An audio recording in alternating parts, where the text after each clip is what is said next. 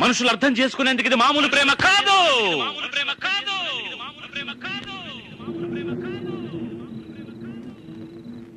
అగ్నిలాగా స్వచ్ఛమైనది.